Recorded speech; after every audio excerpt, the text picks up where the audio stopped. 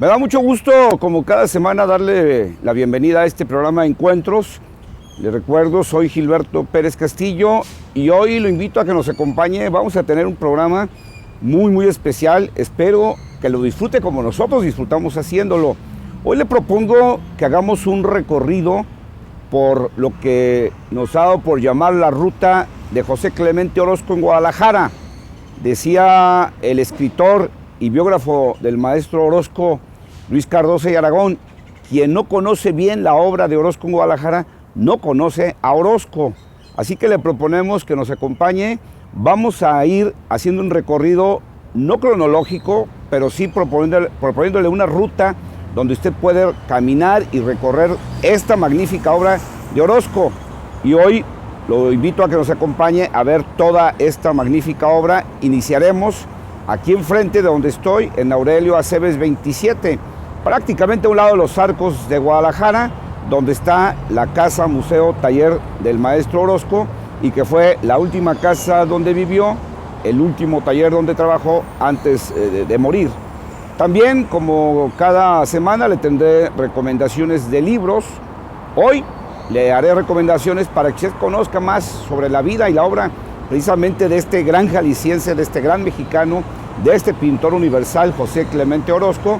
Y por supuesto también, como cada semana, le tendré una recomendación de una aplicación para que usted aproveche mejor sus teléfonos inteligentes, sus tabletas, todos sus gadgets. Y hoy, para no salirnos de tono, mi recomendación tendrá que ver con una aplicación dedicada al arte.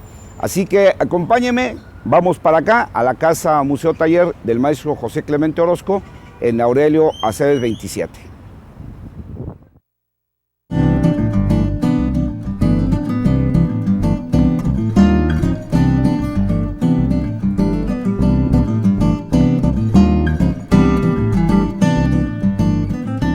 En 1948 ya había terminado prácticamente toda su obra muralística en Guadalajara y había decidido quedarse a vivir precisamente en esta ciudad.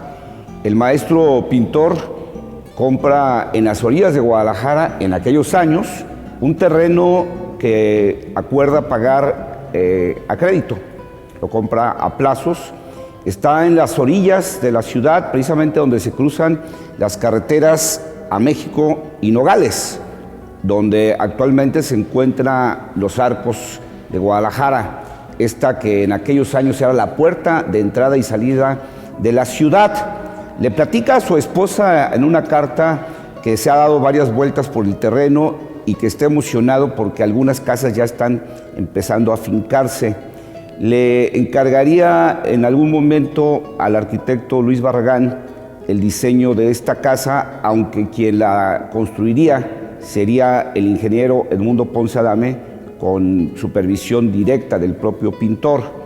Una de las cosas que exige Clemente Orozco en el diseño de esta casa taller es precisamente el ventanal, que ahora veremos, que aproximadamente mide 9 metros, por una fuerte necesidad de que entrara la luz natural, la luz del sol, a este taller. Recordemos que José Clemente Orozco era prácticamente ciego en ese tiempo, tenía una miopía terrible que lo había acompañado prácticamente toda su vida.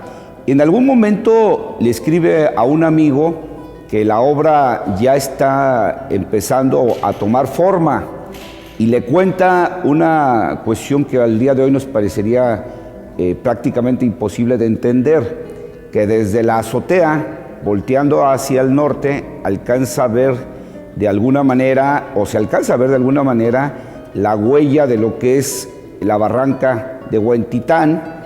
Dice que alcanza a ver las torres de Zapopan, de la Basílica de Zapopan, y que volteando hacia el poniente se ven los cerros verdes de Tequila.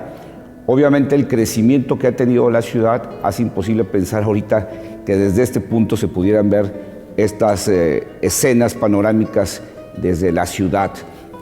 Aquí establecería su taller, aquí viviría, pensaba vivir aquí la mayor parte del año.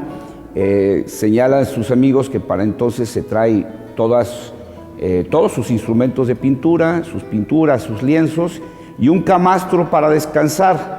Ya el maestro Orozco estaba enfermo, le habían detectado un año antes miocarditis, había perdido prácticamente todos los dientes y empezaba a mostrar signos importantes de fatiga. Le costaba trabajo mantener muchas horas de labor pictórica, y aquí es donde tendría su última casa, su último taller, donde viviría antes de morir en la Ciudad de México. Aquí a mis espaldas hay un mural que pintó originalmente para el Turf Club de la Ciudad de México, un club privado. Le encargan este mural, que es un mural móvil, que desarrolla y entrega. Y vamos a encontrar en este mural un aspecto muy peculiar del estilo pictórico del maestro Orozco, pero también de su posición ideológica del arte. Ya en alguna ocasión le habían encargado un mural para el Club de Banqueros de la Ciudad de México, que al final había rechazado, porque de alguna manera él entendía que el arte tenía una posición ideológica, una posición política y un mensaje social.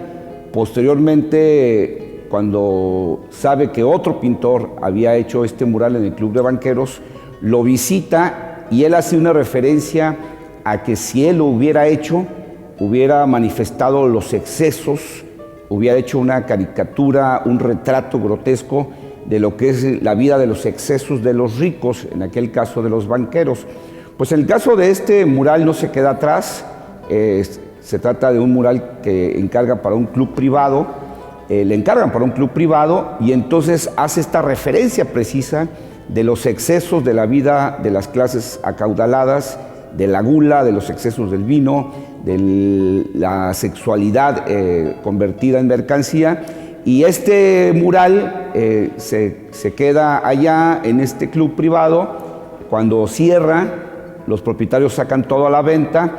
Sería la esposa del maestro Orozco, ya entonces viuda, Margarita Valladares, quien rescataría comprando el mural, y en 1965 lo donó precisamente para que se quedara de manera permanente en esta casa museo José Clemente Orozco, que recuerdo fue la última casa y el último taller donde vivió el maestro antes de morir.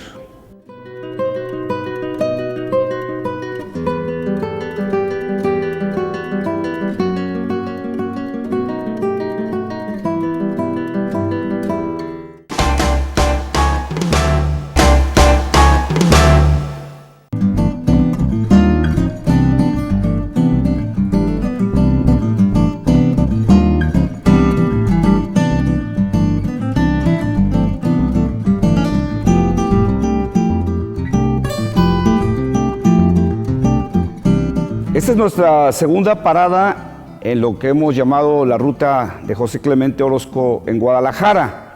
Estamos en el Paraninfo de la Universidad de Guadalajara. Aquí sería en realidad el primer mural que pintaría en nuestra ciudad. En noviembre de 1935 llega por primera vez a este lugar a plantear su idea de estos magníficos murales. Sería invitado por el gobernador Everardo Topete, por insistencia de don Guadalupe Zuno y del escritor Agustín Yáñez, a que el maestro se hiciera cargo de estos muros. El maestro Orozco ya había pintado en la Ciudad de México y ya había pintado también murales en Nueva York y Los Ángeles, en los Estados Unidos. Había una gran efervescencia política y social en este tiempo. Se habían cumplido prácticamente 2 décadas de la Revolución Soviética. Estábamos en plena época del cardenismo en México y la efervescencia por el muralismo estaba en su apogeo. Aquí llega a hacer este planteamiento donde decide pintar el muro frontal, los 2 laterales y la cúpula, aunque originalmente se había planteado también la idea de que se pintaran el muro circular de atrás de la sillería. El maestro Orozco decide que esto rompería de alguna manera la armonía de la composición y propone que esos muros se queden nada más pintados con un tono de gris para que realce la obra muralística que había planeado. Cuando llega a Jalisco, a Guadalajara, en esta efervescencia política y social que vivían los artistas posrevolucionarios mexicanos, plantea la creación de la Unión de Pintores de Jalisco como una extensión de la Liga de Escritores y Artistas Revolucionarios que participarían de manera muy activa en el debate sobre la estética, sobre el compromiso social del artista y del arte, y que participarían también de manera muy importante en los encuentros de artistas de América del Norte y de América Latina, que se celebrarían fundamentalmente en la ciudad de Nueva York, donde participa como ponente junto con Siqueiros y Tamayo. El maestro Clemente Orozco hace aquí entonces su primer mural, el mural del Paraninfo, de lo que entonces era la Dirección de Estudios Superiores de Jalisco. No era todavía lo que hoy conocemos ya como la institución de la Universidad de Guadalajara, porque se había dado una escisión entre el ala derechista de esta institución que derivaría luego en la formación de la Universidad Autónoma de Guadalajara. Aquí entonces iniciamos con este primer recorrido sobre los murales y sobre el arte de Orozco en Guadalajara. El maestro José Clemente Orozco encarga a un grupo de ayudantes el arreglo de los muros, la preparación de los mismos, precisamente para soportar la técnica del fresco. Lo primero que pintaría sería la cúpula, esta magnífica cúpula que corona el Paraninfo de la Universidad de Guadalajara, una cúpula de 13.6 metros de diámetro y con una altura total de 5,5 metros. El diseño, el concepto fundamentalmente tiene que ver con los temas educativos. Por primera vez hace esta fuerte reflexión sobre el papel del ser humano, por supuesto en una composición que tiene que ver con la ciencia, y tocaría también el inicio de esta visión de confrontar lo que es la ciencia verdadera con la falsa ciencia. Hace una de las imágenes más representativas de su obra, generaría por supuesto las imágenes del maestro, del científico, del luchador social, y esta imagen magnífica del hombre pentafásico, del hombre que voltea hacia todos los puntos, buscando precisamente el conocimiento. La dejaría temporalmente pintada, porque su actividad intensa sobre el papel del artista en la vida social y en la vida revolucionaria lo llevarían en frecuentes viajes a la Ciudad de México y a los Estados Unidos. En 1937 regresaría a terminarla para entrar entonces a enfrentar el muro frontal del Paraninfo. Después de otro viaje, una vez que termina la cúpula del Paraninfo, cuando regresa a la ciudad de Guadalajara se entera que este magnífico edificio habría de cambiar de vocación y que se convertiría en un edificio que sería la sede del Poder Legislativo. Cuando se entera de este cambio de vocación del edificio, decide mantener su idea original del mural, enfocado precisamente al tema educativo y al tema del compromiso social, y entonces se enfrenta en esta parte frontal del muro lo que es la lucha de las clases desprotegidas contra las fuerzas oscuras. Aquí el elemento de la composición muy clara de Orozco se ve en toda su magnitud, una composición que permite una confrontación de las diferentes áreas, el diálogo entre las diferentes partes.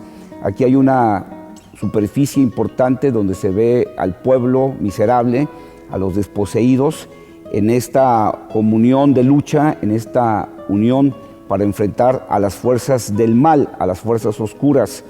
Es claro aquí un elemento destacado de la obra de Orozco, que es el tono con el que enfrenta a sus personajes, este tono oscuro, barroco, no llamativo, no de colores intensos, sino más bien los tonos ocres y los tonos oscuros. Vemos también en esta magnífica obra otro de los detalles importantísimos de la obra de Orozco, que es su maestría para el tratamiento de las manos. El pobre, el miserable que está vendado y que está recargado en el ala derecha, muestra una magnífica mano, que es un signo muy claro de la identificación de la obra de Orozco. En esta obra está esa confrontación entre el bien y el mal, y también el uso del conocimiento para aplicarlo en contra del pueblo, esta lucha del buen conocimiento contra el mal conocimiento, de la educación utilizada como arma contra el pueblo y el pueblo buscando su liberación. En esta obra pasa algo destacado, algo importante.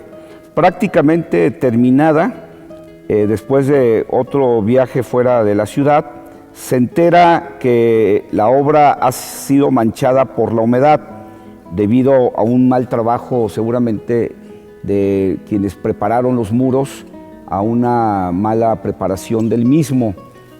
Entonces decide borrarlo totalmente, lo que ya había pintado, ya estaba terminado.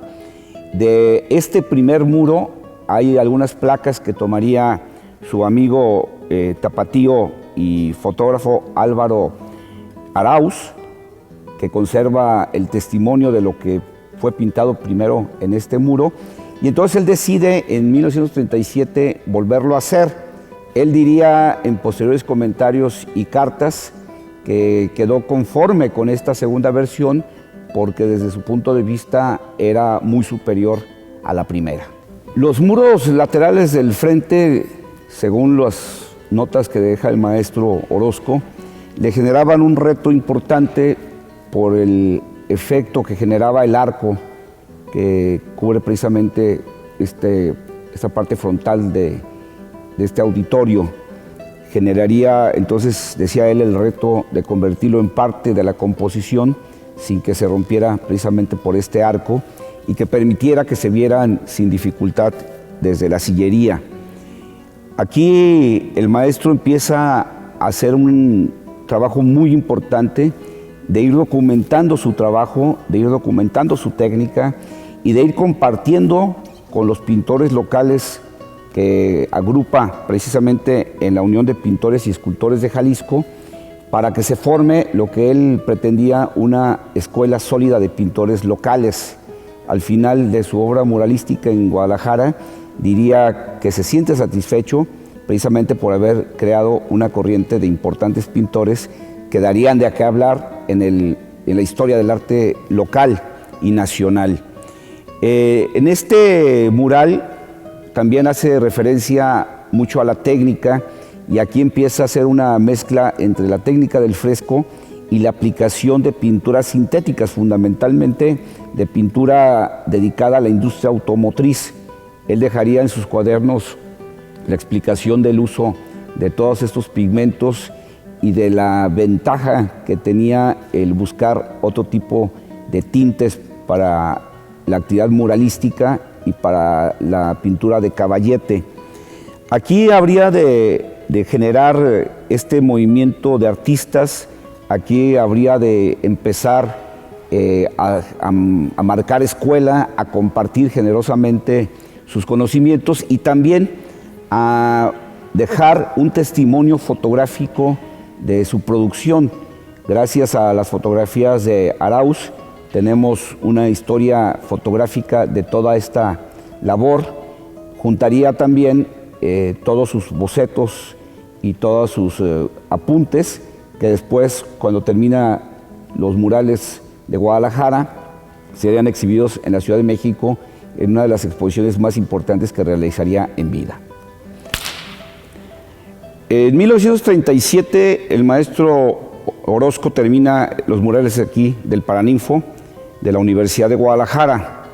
Tendría 54 años y cuando estaba terminando de pintar esta magnífica obra, es invitado a intervenir también los muros del entonces Hospicio Cabañas. También recibe la invitación para pintar la escalinata del Palacio de Gobierno. Él tomaría la decisión de iniciar con la segunda obra, la de la escalinata de Palacio, y entonces se perfila para allá para iniciar otra de sus obras icónicas, la escalinata y ese magnífico hidalgo. Vamos a conocerlo.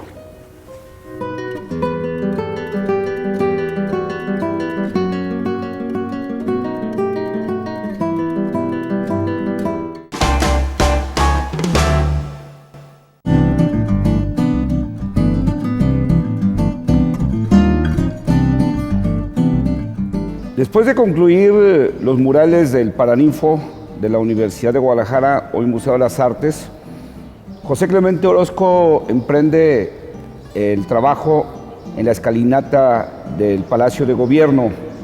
Esta obra, junto con la del Instituto Cabañas, antes Hospicio Cabañas, se las encargan y él decide emprender primero esta tarea. Aquí encontrará también retos que ya había enfrentado, como el de la cúpula del Paraninfo, encontrando una superficie difícil de emprender y difícil de componer. Cuando emprende ese trabajo hay una gran efervescencia política y social de la que los artistas mexicanos por revolucionarios no son ajenos. Estamos hablando de pleno cardenismo y de un momento internacional marcado por la lucha ideológica, por la confrontación de ideologías. Crece el fascismo en Europa, el fascismo italiano, el fascismo alemán, el nazismo está ampliando sus territorios en el continente europeo, y México no es ajeno a esta gran discusión. México, en pleno cardenismo, enfrenta una gran tarea de educación y culturización antifascista. En México se trata de generar una corriente ideológica desde el gobierno para enfrentar al fascismo de todos los colores. Aquí Orozco da una continuidad a lo que ya había iniciado en el Paraninfo, una obra marcada por este tinte ideológico, por esta gran confrontación que hay entre conservadores y liberales, entre derechas e izquierdas, y en México más acentuado entre revolucionarios y contrarrevolucionarios. Aquí habría de volver años después, ya en los últimos años de su vida, a emprender otro mural que enseguida visitaremos, del ex recinto legislativo. En esta escalinata crearía uno de sus símbolos más conocidos, este majestuoso hidalgo, un mucho influenciado por la devoción que tenía el maestro Orozco por la figura mítica de Prometeo. Esta imagen grandiosa de un hidalgo con la antorcha en la mano iluminando la lucha de las clases sociales bajas, se convertiría en uno de los íconos del trabajo orozquista más reconocidos en México y el mundo. La cúpula del Paraninfo de la Universidad de Guadalajara sería la primera superficie no plana que pintaría el maestro José Clemente Orozco. La segunda, que se convertiría también en un reto por no tratarse ni de una área plana ni de una cúpula, sería precisamente la escalinata del Palacio de Gobierno. Aquí destacan los críticos, inclusive el propio Diego Rivera, la magnífica composición diagonal que hace de este espacio. En el lado izquierdo, el maestro Orozco presenta lo que serían las fuerzas oscuras, representadas fundamentalmente por la Iglesia Católica y por los militares, por los soldados, por el ejército. Recordemos que en la época de la que estamos hablando, en el 37, se daba este gran debate entre revolucionarios y contrarrevolucionarios, y esta lucha que se inicia precisamente en la administración del presidente Lázaro Cárdenas, donde la Iglesia participa de los procesos contrarrevolucionarios y parte del ejército había también protagonizado escenas contrarrevolucionarias, como aquella conocida por la escena trágica. Entonces el maestro Orozco pinta en este lado las dos fuerzas oscuras que en ese tiempo representaban la contrarrevolución mexicana. Del lado derecho hace una de las mejores composiciones que logra y una demostración de su ya depurada técnica muralística, decepcionado de las diferentes corrientes ideológicas, hace este fragmento que se conocería como el circo de los políticos o el circo de las ideologías. Aquí representa tanto a fascistas, al nazismo, también al marxismo, representados por la hoz y el martillo, por la cruz gamada y por los fachos, y hace una mezcla donde a todos los pone en este circo brutal, donde no hay ya un debate, donde ya no hay una discusión de tipo ideológico, sino todo se ha convertido en un grotesco mercado y un grotesco circo de ideologías. Aquí muestra ya esta decepción que tiene sobre el propio marxismo y es de alguna manera un deslinde de las ideologías que se generaría precisamente con la idea del nacionalismo que se trata de construir bajo los principios de la revolución en esta época en la que los contrarrevolucionarios o la derecha cuestionaban que México estaba avanzando hacia el socialismo de la mano del propio general Lázaro Cárdenas. En el centro, en esta magnífica composición que se ve desde el fondo de la escalera, hace en la parte inferior una composición que se conoce como las luchas fratricidas del pueblo.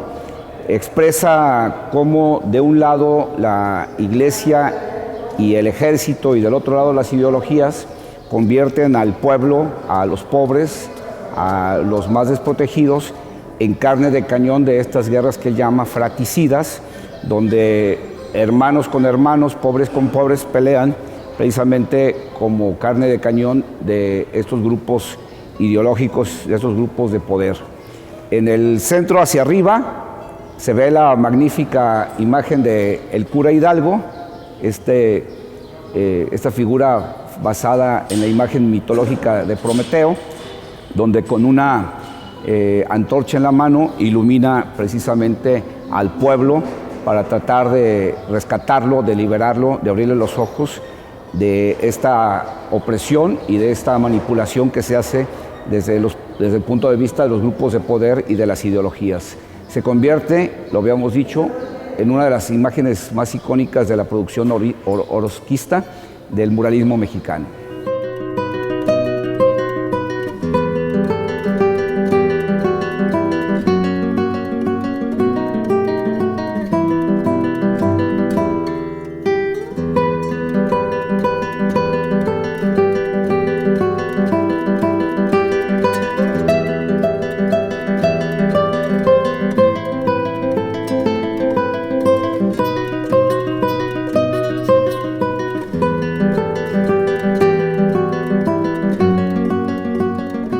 En este mismo edificio de Palacio de Gobierno, este magnífico edificio del siglo XVII, donde el maestro Orozco pintaría su segundo mural, regresaría 11 años después a hacer el último que haría en su vida, precisamente aquí mismo en Guadalajara. Precisamente de la escalinata donde se encuentra este magnífico Hidalgo hacia la derecha, en el primer piso de este edificio, se encuentra lo que antes era el recinto del Poder Legislativo, que estaba aquí mismo, en el Palacio de Gobierno, y aquí pinta un mural que dedica a lo que él consideraba la gran legislación revolucionaria mexicana. Fundamentalmente lo enfoca a las actas de independencia y de abolición de la esclavitud del cura Hidalgo, a los procesos legislativos que generan las leyes de reforma y la Constitución del 17. Está en este mismo edificio. Mucha gente que visita los murales de la escalinata desconoce, ignora que a unos cuantos pasos está el cuarto y último mural que haría aquí en la ciudad de Guadalajara el maestro Orozco. Tanto la composición como la ejecución de que sería el último mural que pintaría en su vida el maestro José Clemente Orozco, muestran ya el deterioro de salud, el deterioro físico que tenía el maestro nacido en Zapotlán el Grande. La composición fue hecha precisamente para facilitar su ejecución. En este mural el maestro echaría mano de ayudantes para pintarlo, fundamentalmente jóvenes artistas que iniciaban su carrera en la pintura. Del lado derecho muestra las imágenes que mezclan el proceso de la independencia y la reforma. En el lado izquierdo, las imágenes de Zapata y Venustiano Carranza, que representan a la revolución. En la parte de arriba, de nueva cuenta, echa mano de un hidalgo de tamaño monumental que está escribiendo con pluma roja la palabra libertad. En la parte baja encontramos la palabra reforma. El tema de este mural fundamentalmente es el de la legislación revolucionaria en México. Recordemos que este recinto, cuando lo pinta, era la sede del Poder Legislativo del Estado, y entonces trata de hacer el maestro Orozco un resumen, una recopilación de lo que desde su punto de vista había sido la gran producción legislativa revolucionaria de este país. Por supuesto, echa mano de la independencia y de la libertad en el acta de independencia y de abolición de la esclavitud que expide el cura Hidalgo, también de los procesos legislativos que generan las leyes de la reforma que señala con su mano el propio Juárez, y lo que sería la legislación que se refleja en la Constitución del 17 como producto del proceso revolucionario de principios del siglo XX. La ejecución evidencia con toda claridad ya el deterioro, la decadencia física y de salud que tenía el maestro, que estaba ya afectado por una miocarditis, una enfermedad rara que afecta el proceso de trabajo del corazón, una dolencia que le generaba frecuentes gripes y fiebres, que lo tenía de pronto postrado. Había perdido ya buena parte de su energía, se cansaba rápido, prácticamente le habían quitado todos los dientes, precisamente producto de las infecciones recurrentes que tenía, y su vista se había deteriorado ya de una manera muy importante, al igual que el sentido del oído. Esto lo pinta ya en los últimos tiempos de su vida, prácticamente poco tiempo antes de morir, cuya condición evidencia precisamente esa situación. Este mural habría sido pintado 11 años posteriores al de la escalinata de este mismo edificio, y es evidente su gran diferencia, insisto, en la composición y en la ejecución.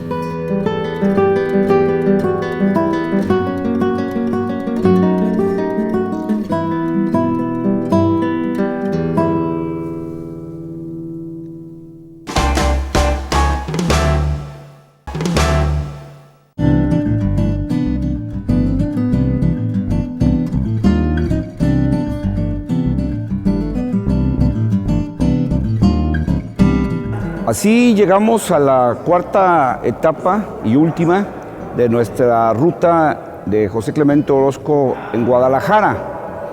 Aquí, en este magnífico edificio del Instituto Cultural Cabañas, pintaría los murales de esta que algunos han dado por llamar la Capilla Sixtina de América Latina, entre 1937 y 39, mientras preparan los muros para la técnica del fresco. Pinta la escalinata del Palacio de Gobierno. Aquí haría la obra que lo convertiría en un consagrado de la pintura mexicana y universal. En este espacio resume el maestro Orozco prácticamente todo su pensamiento ideológico, su pensamiento social, y hace un resumen de la historia de México, desde sus orígenes indígenas hasta la Revolución. Haría uno de los trabajos de composición más completos, permitiendo que tanto la obra en su conjunto sea una obra global, una obra uniforme, única, como que cada una de sus piezas pueda verse como una pieza individual con un valor propio por sí mismo. Cuando el maestro Orozco pinta estos muros, este edificio seguía funcionando como Hospicio Cabañas. Recordemos que este lugar fue construido en el siglo XVIII por el obispo Juan Cruz de Cabañas y Crespo, precisamente para convertirse en una casa de refugio para niños abandonados. Por eso fue durante muchos años el Hospicio Cabañas, hasta que en 1981 se buscó una casa moderna, una casa adecuada para hospedar a los niños huérfanos, y todo el conjunto de este edificio se dedicó precisamente para hacer el Instituto Cultural Cabañas, como funciona al día de hoy. Aquí el maestro Orozco termina su, digamos, su cúspide como pintor muralista.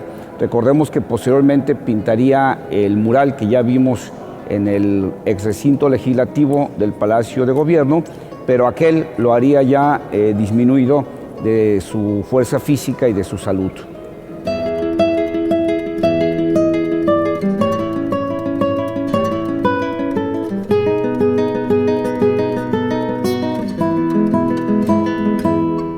En los 1.200 metros cuadrados que pinta en la ex capilla del Hospicio Cabañas, Orozco hace un relato histórico del México que él veía desde el indigenismo.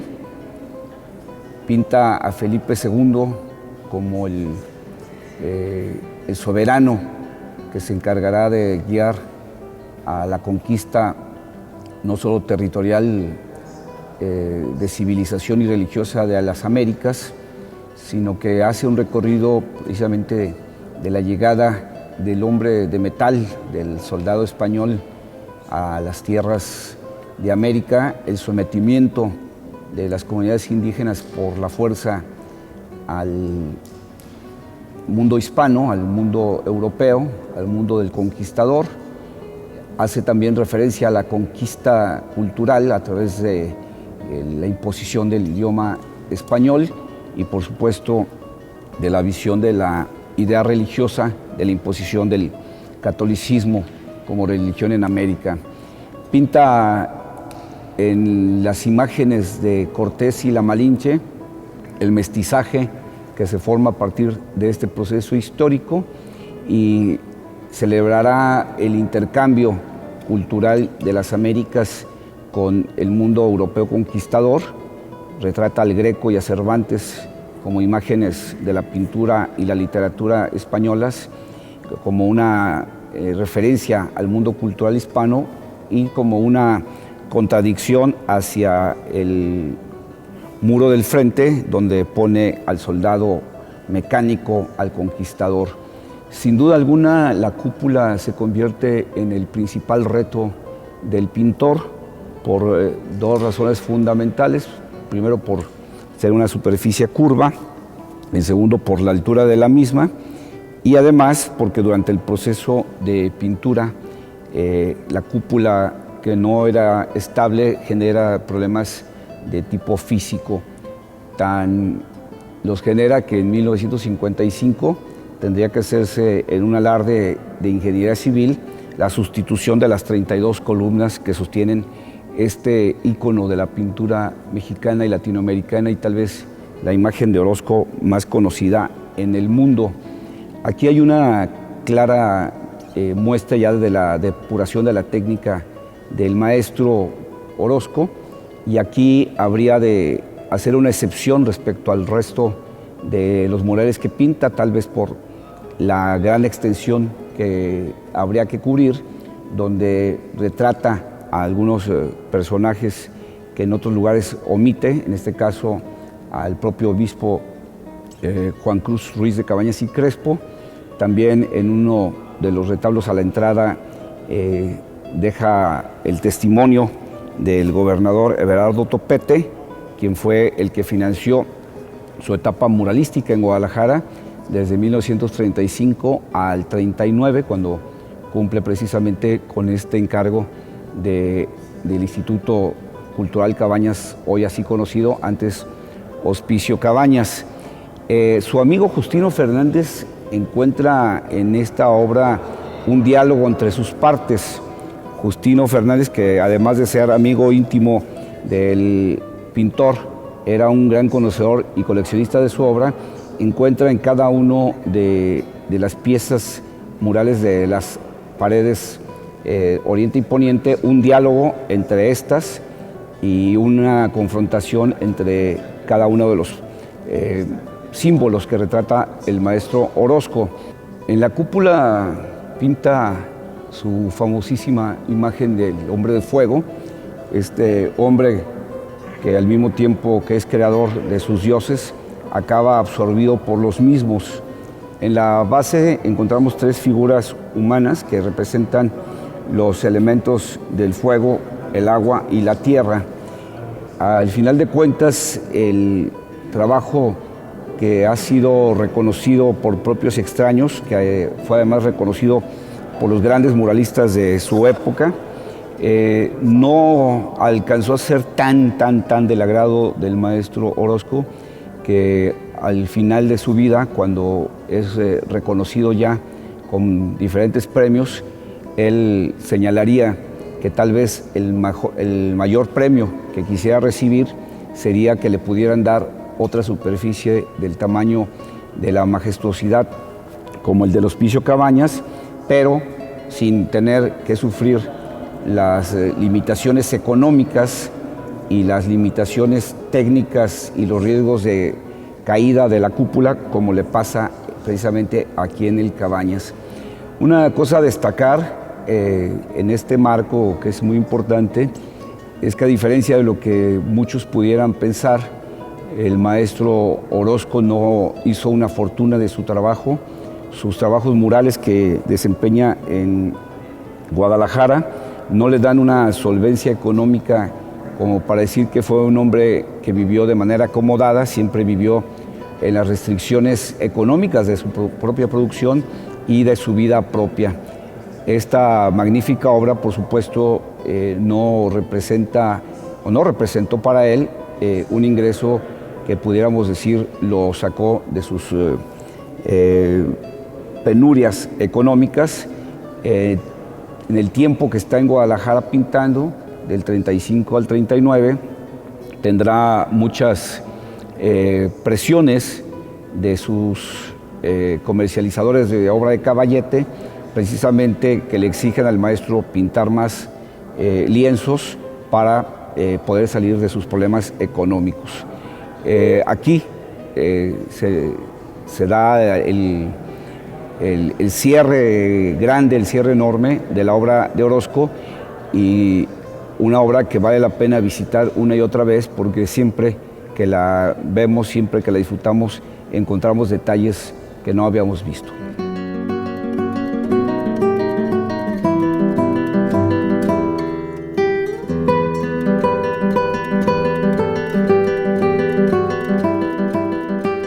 Bueno, pues así hemos llegado al final de esta ruta de José Clemente Orozco por Guadalajara, que nos ha llevado a recorrer desde los arcos de Guadalajara, en el poniente de la ciudad, pasando por el Museo de las Artes, Palacio de Gobierno, y aquí cerrando en este majestuoso Instituto Cultural Cabañas, donde se encuentra la más grande obra del maestro Orozco. Espero que este recorrido y esta visita haya sido de su agrado. Como se lo anuncié antes de iniciar el programa, tengo una recomendación de lectura y también una recomendación de una aplicación.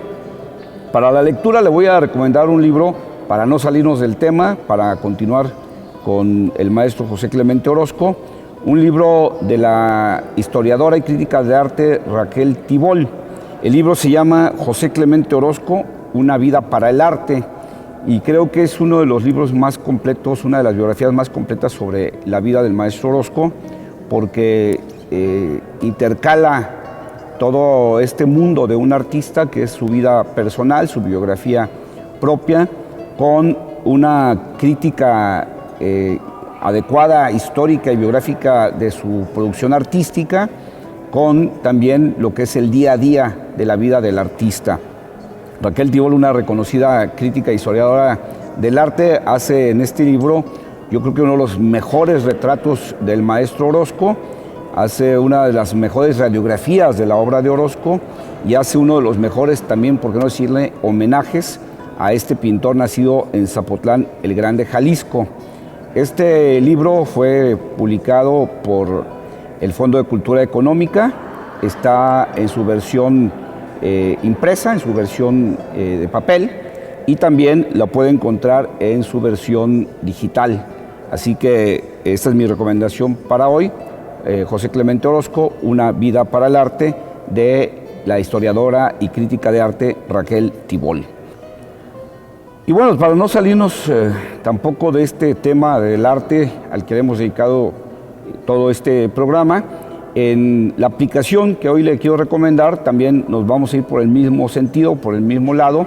La que le recomiendo el día de hoy es Arts and Culture de Google, de esta empresa de informática que nos ha dado muchísimas herramientas para facilitarnos la vida y la navegación en la internet. Pues esta aplicación, que además es gratuita, usted la puede bajar sin ningún costo en su teléfono inteligente o en su tableta.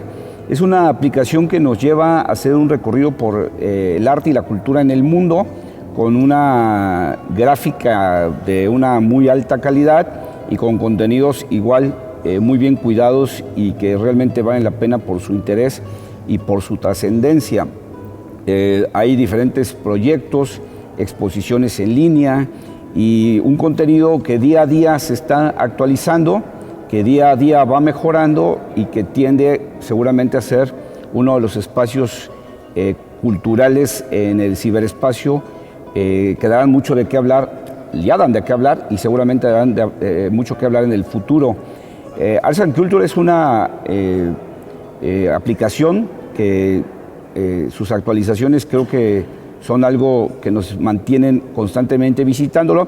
Si ya de por sí los contenidos que ya tienen permanentes nos hacen volver y volver y volver, bueno, pues seguramente conforme vaya viendo más contenidos será siendo más atractiva esta aplicación y, le repito, es gratuita, hay para teléfonos y para tabletas. Bueno, pues con eso terminamos el día de hoy. Espero que haya sido de su agrado este recorrido orozquiano que hicimos por la ciudad de Guadalajara. Espero que le haya gustado el contenido del mismo. Le recuerdo que usted y yo podemos estar en contacto no solo durante el programa, durante toda la semana, en comunicación de a de veras, a través de mis cuentas de redes sociales. En Facebook, encuéntreme en la cuenta, en la página Gilberto Página, sí, en Facebook busque Gilberto Página y ahí me encuentra y ahí podemos estar en comunicación. Le recuerdo, yo en mis redes sí contesto y sí estoy en comunicación con usted. En Twitter mi cuenta es @GilbertoPérez, donde podemos también estar en comunicación a través de esta otra red social. Le recuerdo, como cada semana le pido, que si este programa le ha gustado, si ha sido de su agrado, pues recomiéndenos con sus amigos, con sus conocidos, con sus familiares.